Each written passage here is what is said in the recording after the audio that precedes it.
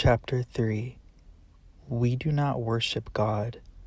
We perceive and attend God. We learn from God. With forethought and work, we shape God. In the end, we yield to God. We adapt and endure, for we are Earthseed, and God is change. Earthseed, the Books of the Living, Tuesday, July 30th, 2024. One of the astronauts on the latest Mars mission has been killed. Something went wrong with her protective suit, and the rest of her team couldn't get her back to the shelter in time to save her. People here in the neighborhood are saying she had no business going to Mars anyway. All that money wasted on another crazy space trip when so many people here on Earth can't afford water, food, or shelter. The cost of water has gone up again, and I heard on the news today that more water peddlers are being killed. Peddlers sell water to squatters and the street poor, and to people who've managed to hold onto their homes, but not to pay their utility bills. Peddlers are being found with their throats cut and their money and their hand trucks stolen. Dad says water now costs several times as much as gasoline. But except for arsonists and the rich, most people have given up buying gasoline. No one I know uses a gas-powered car, truck, or cycle. Vehicles like that are rusting in driveways and being cannibalized for metal and plastic. It's a lot harder to give up water. Fashion helps. You're supposed to be dirty now. If you're clean, you make a target of yourself. People think you're showing off, trying to be better than they are. Among the younger kids, being clean is a great way to start a fight.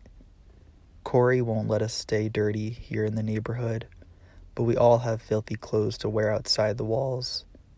Even inside, my brothers throw dirt on themselves as soon as they get away from the house.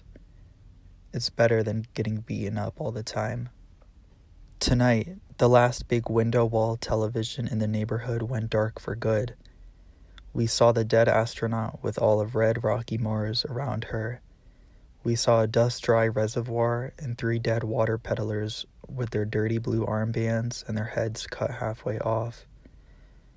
And we saw whole blocks of boarded-up buildings burning in Los Angeles. Of course, no one would waste water trying to put such fires out. Then the window went dark. The sound had flickered up and down for months, but the picture was always as promised, like looking through a vast open window. The Yanis family has made a business of having people in to look through their window. Dad says that kind of unlicensed business isn't legal, but he let us go to watch sometimes because he didn't see any harm in it, and it helped the Yanises. A lot of small businesses are illegal, even though they don't hurt anyone, and they keep a household or two alive. The Yanis window is about as old as I am. It covers the long west wall of their living room. They must have had plenty of money back when they bought it. For the past couple of years, though, they've been charging admission, only letting in people from the neighborhood, and selling fruit juice, acorn bread, or walnuts. Whatever they had too much of in their garden, they found a way to sell. They showed movies from their library and let us watch news and whatever else was broadcast. They couldn't afford to subscribe to any of the new multi-sensory stuff, and their old window couldn't have received most of it anyway. They have no reality vests, no touch rings, and no headsets. Their setup was just a plain, thin-screened window. All we have left now are 3 small, ancient, murky little TV sets scattered around the neighborhood, a couple of computers used for work, and radios. Every household still has at least one working radio. A lot of our everyday news is from the radio. I wonder what Mrs. Yanis will do now. Her 2 sisters have moved in with her, and they're working, so maybe it will be all right.